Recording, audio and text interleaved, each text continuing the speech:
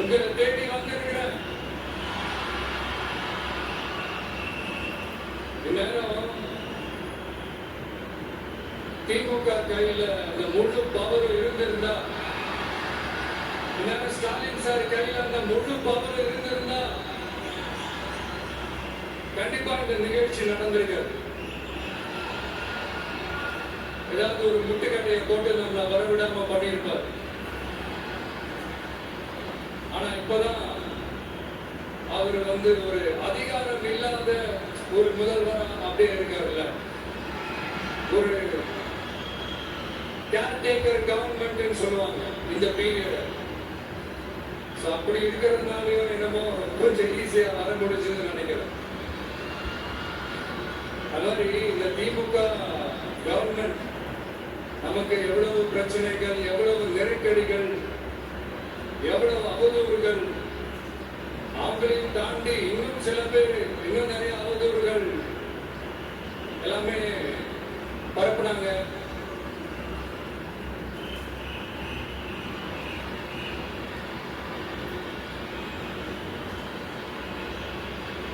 இந்த திமுக கூட்டணிக்கும் பாஜக கூட்டணியுமே இவங்க ரெண்டு பேருமே வெளியில வேணா தனித்தனியா இருப்பாங்க, ஆனா உள்ளுக்குள்ள இவங்க ரெண்டு பேருமே ஒண்ணுதான். இவங்க ரெண்டு பேருக்குமே ஒரே நோக்கம் தான். அது என்ன நோக்கம் தெரியுமா? உங்களுக்காக நல்லது செய்ய, உங்களுக்காக உழைக்க, உங்களோட கூடவே நிற்க இந்த விஜய் வந்துடக்கூடாது. அதுதான் அவங்களுடைய அந்த நோக்கமே. ஏன்னா இந்த விஜய் வந்ததுல இருந்து அவங்க நிறைய அந்த ஊழல் எல்லாம் செஞ்சுக்கிட்டு இருந்தாங்கல்ல, ஒரு லிஸ்ட் போட்டு சொன்னல, அதெல்லாம் அவங்களால செய்ய முடியாம போச்சு, எல்லாத்தையும் மண்டி விழுந்துருச்சு. அதனால சமபாவத்தில் இருக்கிறாங்க என் மேல. அதே மாதிரி அடுத்து ஆட்சிக்கு வர முடியாத ஒரு சூழ்நிலைய மக்களே நீங்களே ஆல்ரெடி உருவாக்கிட்டீங்க. இந்த கூட்டணி கணக்கு, அந்த கணக்கு, இந்த கணக்கு எதுவுமே எடுபடல. இந்த அரித்மெட்டிக் கணக்கு, மேத்தமெட்டிக்ஸ் கணக்கு எல்லாமே மண்ணுக்குள்ள புதைச்சிட்டீங்க. அப்புறம் இந்த கொள்ளையடிச்சு வச்சிருக்கிற இந்த பணத்தை எல்லாம் வச்சு கல்லாப்பட்டி கூட்டணின்னு ஒண்ணு சேர்த்து வச்சிருந்தாரு.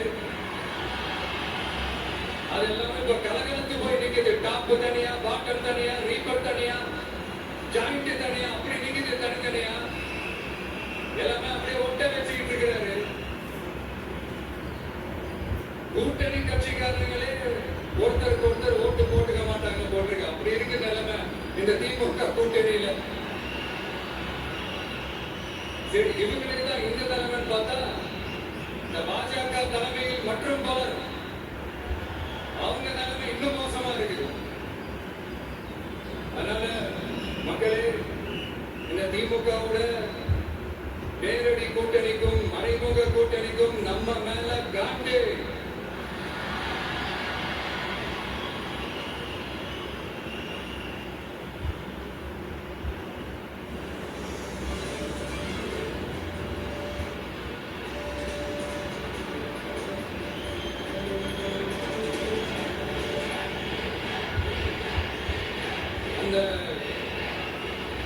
அந்த காட்டுக்கு ஒரு காரணம் என்ன தெரியுமா? அவங்க வீட்டிலேயே, அவங்க குடும்பத்திலேயே விசில் சத்தம் பலமா கேக்குதான்.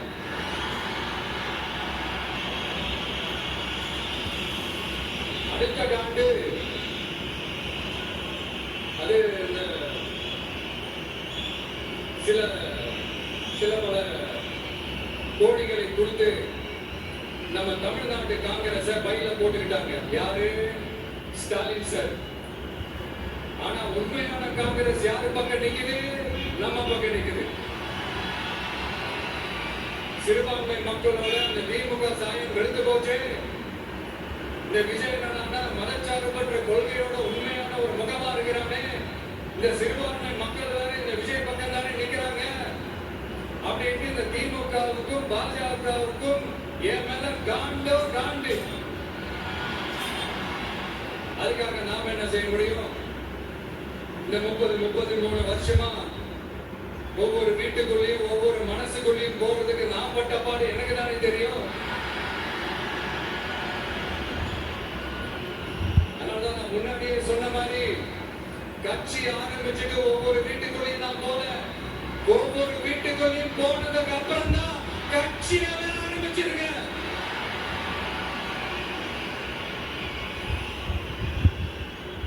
இந்த அரசியல் எல்லாத்தையும் தாண்டி இருக்கிற ஒரு உறவு, கட்சி கிட்சி எல்லாத்தையும் தாண்டி இருக்கிற ஒரு உறவு.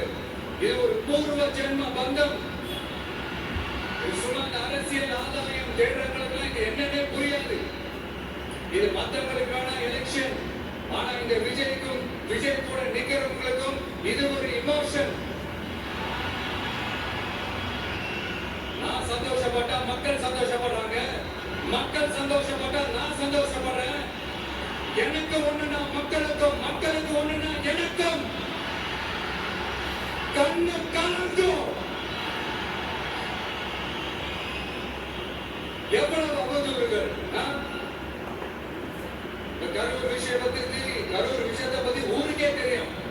ஆனா போடு, விஜய் மேல பழிய போடு. ஏன்னா இவ்வளவு பெரிய ஒரு பழிய தூக்கி விஜய் மேல போட்டாலும் மக்கள் விஜய் கூடவே நிக்கிறாங்க. இது என்னடா அதிசயமா இருக்குது அப்படின்ட்டு அது ட்ரை பண்ணி பார்த்தாங்க. அது மக்கள் கிட்ட ஈடுபடல. சரி, அடுத்து வேற என்ன பண்ணலாம்? முடக்கு, ஜனநாயகனா முடக்கு. பணத்தை முடக்கினா கொஞ்சம் பையன் கொஞ்சம் டிஸ்டர்ப் ஆகிடுவான்.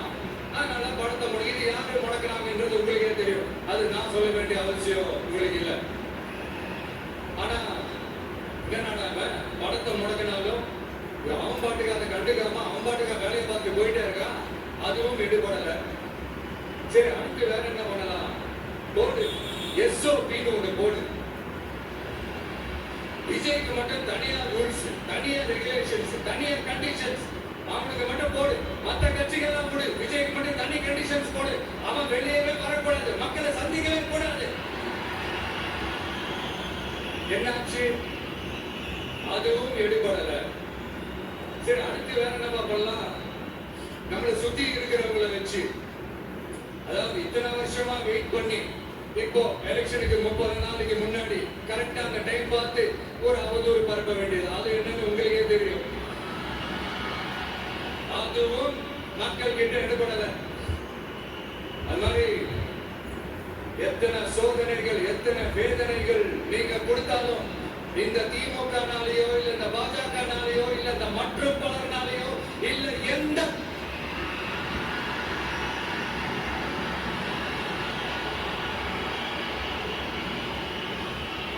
வேற யாராலும் என்ன மக்கள் கிட்ட இருந்து பிரிக்க முடியாதுன்னு சொல்ல வந்தேன். அதுதான் சொல்ல வந்தேன். ஒவ்வொரு வீட்டில் இருக்கிற ஒவ்வொரு விஜயும் இருக்கிற வரைக்கும் என்ன மக்கள் கிட்ட இருந்து பிரிக்கவே முடியாது. இப்படி இந்த சொந்த பந்தம் இவ்வளவு ஸ்ட்ராங்கா இருக்கிறதுனாலதான் நான் முன்னாடியே சொன்ன 234 தொகுதியிலையும் இந்த விஜய் தான் வேட்பாளர். அப்படிதான் நான் செஞ்சிருக்கிறேன். ஏன்னா நம்மளுடைய வேட்பாளர்கள் யாரும் டாட்டாவோ பிர்லாவோ அம்பானியோ அதானியோ கிடையாது. நம்ம வீட்டுல இருக்கிறவர், நம்ம குடும்பத்தில் இருக்கிற ஒருத்தர் தான் நான் வேட்பாளரை செலக்ட் பண்ணிருக்கிறேன். அப்படி செலக்ட் பண்ணி உங்ககிட்ட நான் ஒப்படைச்சிருக்கிறேன். அதனால அந்த வேட்பாளர் வேற, இந்த விஜய் வேற அப்படின்னு நினைச்சிடாதீங்க. இந்த விஜய் தான் வேட்பாளர், அந்த வேட்பாளர் தான் விஜய்.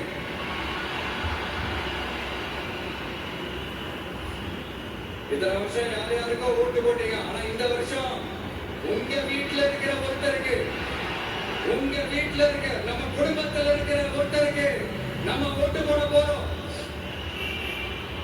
அந்த வேட்பாளர்களுக்கு நீங்க ஓட்டு போடுறது நமக்கு நாமளே ஓட்டு போட்டுக்கிற மாதிரி.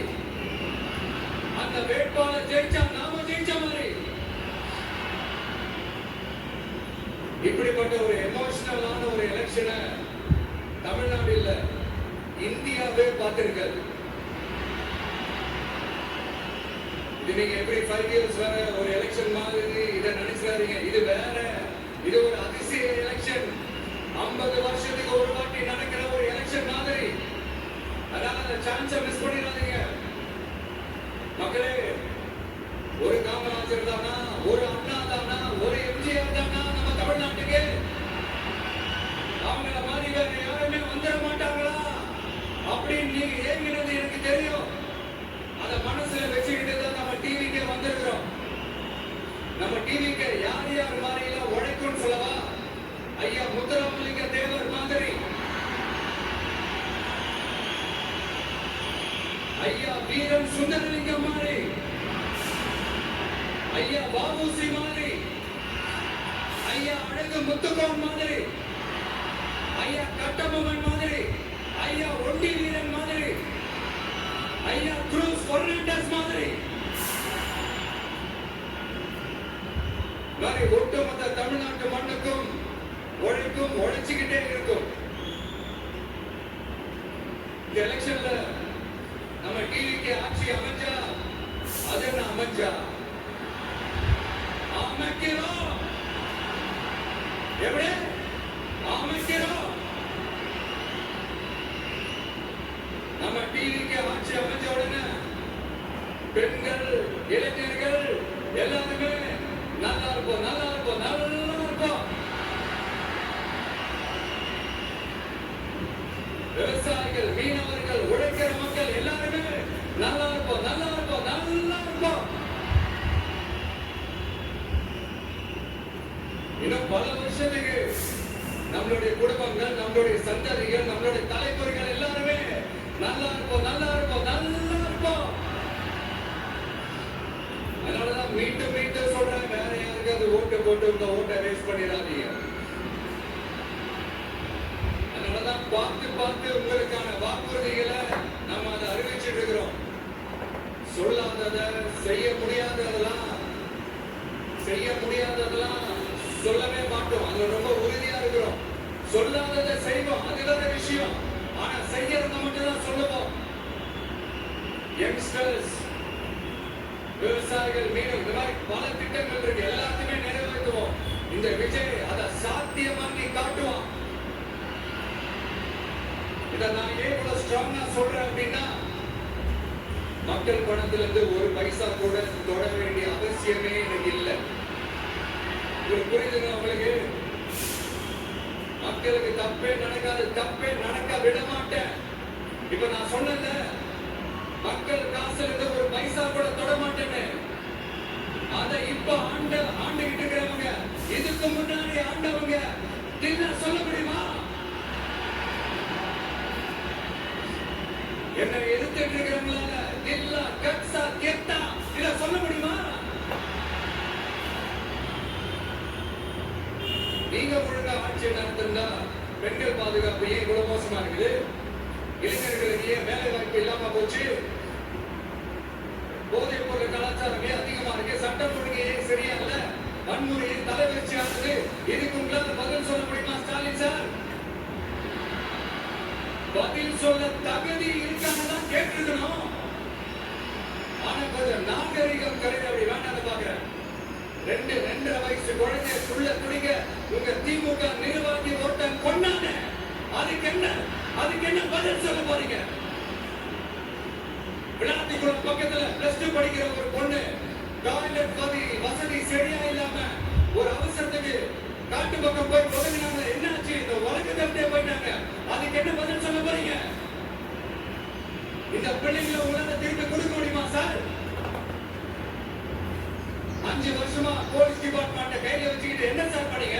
பொம்மைகள் மாதிரி வச்சு விளையாடிட்டு இருந்தீங்களா? ஒரு மனசாட்சின்றத வேணாம். நாங்க இந்த பிரச்சனையை பத்தி பேசினா அது போதையில நடந்துச்சான். போதை பொருட்கள்னால அது நடந்துச்சான். பெரிய கண்டுபிடிப்பு எங்களுக்கு தெரியாது பாரு. அது எங்களுக்கு தெரியும், உங்களுக்கு தெரியும். கேள்வி அது இல்ல, அதை ஏன் தடுக்கலன்றதுதான் எங்களோட கேள்வி. இது மட்டுமா? மணலை திருடுறாங்க, மண்ணை திருடுறாங்க, மலைகளை மூழ்கிறாங்க, சட்டவிரோதமா கல்குவாரி நடத்துறாங்க, மணல் மாஃபியா அது ஒரு பக்கம் நடந்துகிட்டு போகுது. இன்னொரு பக்கம் மினிஸ்டர்ஸ் கொள்ளையடிக்கிறாங்க, இன்னொரு பக்கம் குடும்பமா சேர்ந்து கொள்ளையடிக்கிறாங்க. டாஸ்மாக்ல ஊழல், நகராட்சி துறையில ஊழல், இப்படி ஊழல் ஆட்சி முழுக்க ஊழல் ஊழலே ஊறி போய் நாரி போய் கிடக்குது. எந்த மூஞ்ச வச்சுக்கிட்டு சார் வந்து ஓட்டை கேட்பீங்க?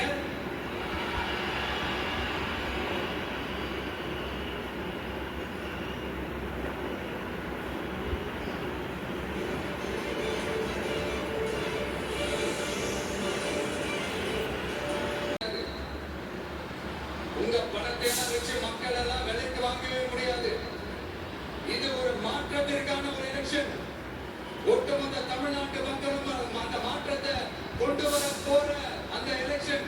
இது உங்களாலேயோ இல்ல மற்றும் பலர்னாலேயோ ஒன்னும் தடுக்க முடியாது. அதனால மக்களே, ஏப்ரல் 23ஆம் தேதி காலையில சும்மா பக்காவா ரெடி ஆயிட்டு வீட்டுல இருக்கிற சாமியெல்லாம் கும்பிட்டு உங்க ஓட்டர் ஐடி கார்டு கையில் எடுத்துக்கிட்டு முதல்ல பூத்துல போய் நின்று அந்த விசில் சின்னத்துக்கு நேரம் இருக்கிற அந்த பட்டனை ஒரு அழுத்தத்துக்கு. இது ஒரு தலைமுறைக்கான ஒரு தேர்தல், உங்களுக்கான தேர்தல். எப்பேற்பட்ட வசதியான வாழ்க்கையா இருந்தாலும் எல்லாத்தையும் தூக்கி எரிச்சிட்டு உங்களுக்காக மட்டுமே வந்திருக்கிறேன். உங்களுக்காக நன்றி கடன் செலுத்துறதுக்காக மட்டுமே வந்திருக்கிறேன். அத்தனை வழிகளையும் தாங்கிக்கிட்டு உங்களுக்காக மட்டுமே வந்திருக்கிறேன். ஒரு நாலு பொய் சொல்லி நான் ஏமாத்தவே மாட்டேன். இந்த 4 முனை போட்டி, 40 முனை போட்டி, எத்தனை முனை போட்டி, எத்தனை உருட்டாலோ இங்க 2 முனை போட்டி மட்டும்தான். ஒண்ணு இன்னொன்னு ஒன்னு டிவிகே, இன்னொன்னு டிஎம்கே. மக்கள் விரோத ஆட்சி நடத்துற ஸ்டாலின் சார் வேணுமா? மக்களை நேசிக்கிற உங்க விஜய் வேணுமா? அவ்வளவுதான் இந்த எலெக்ஷன். அதனால உங்க மகனுக்கு, உங்க அண்ணனுக்கு, உங்க தம்பிக்கு, உங்க பிள்ளைக்கு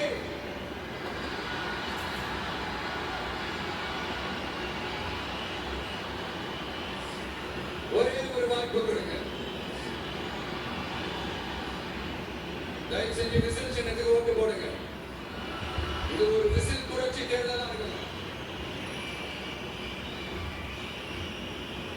நான் தன்னந்தனியாலே நீ எல்லாம் பாரு, கொஞ்சம் நகர்ந்தா இங்க 8 கோடி பேரு மேல போது ஸ்டேட். நம்ம விசில் சத்தம் கேட்டு நல்ல பகைவாக இங்க விசில் கடி ஓட்டு. கடைசி நம்பிக்கை மக்களுக்கு வருது, அது இறுக்கி முடிச்சு ஒரு வரலாறு எழுது. உங்க விஜய் நான் வரேன். விசில் அடிக்க ரெடியா? கான்பிடண்டா இருங்க. நல்லதே நடக்கும். வெற்றி நிச்சயம். மீண்டும் சந்திக்கும் வரை நன்றி, வணக்கம்.